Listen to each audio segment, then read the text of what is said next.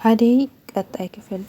የዴቭ እናት አደይና ዴቭ እንዳይጋቡ እንግዲህ የመጨረሻ ውሳኔ ወስናለች።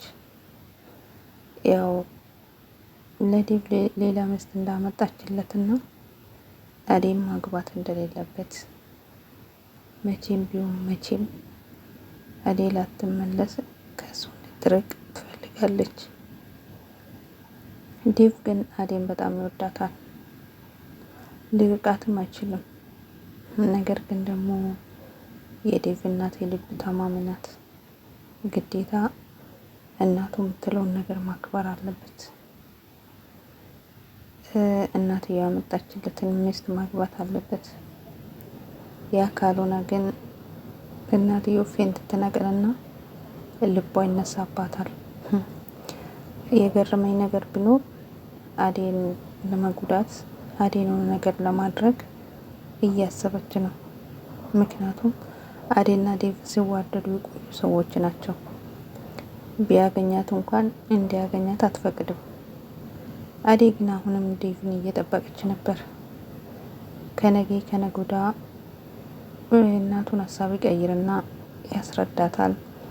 ዴቭ ተመልሶ ይመጣል ብላ ታስባለች። ዴቭ የመጨረሻ ልጅቷን ሊያገባት ነው። ቢያንስ እናቴ ተመልሳ እስክትሄድ ወይንም ደግሞ እናቴ ደስ እንድላት ላገባት ነው ብሏታል። ታዲያ አደይ ማንን ትጠብቃለች ካሁን በኋላ? ብላ ግን ዴቭ ሰላም ስላታይታ አደይን የሆነ ጉዳት ልታደርስባት ዶክተሩ ጋር ሄዳ እንድትረዳ ይፈልጋለሁ ብላ ጠየቀችው። ዶክተሩ እንደሚወዳት አታውቅም። ዶክተሩ አደይ ላይ እንኳን ጉዳት ሊያደርስባት አደይን ተጠንቀቂ፣ ሴት የሆነ ነገር እያሰበች ልትጎዳሽ ነው ብሏታል።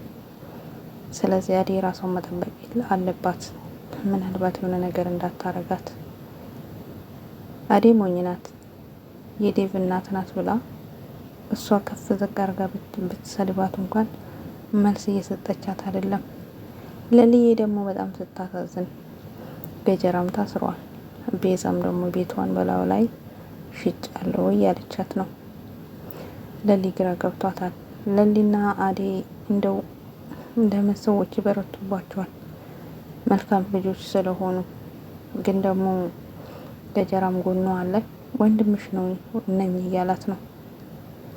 ባቡሬ ማለላት። ኤላ ግን እውነት ቤቱን ላውላ ሽጦ ከሆነ ነፍሱ አይማርም። ውድ ቤተሰብ ለማንኛውም ቀንጨብ አድርጌ ነው ያቀረብኩላችሁ። መልካም ቆይታ።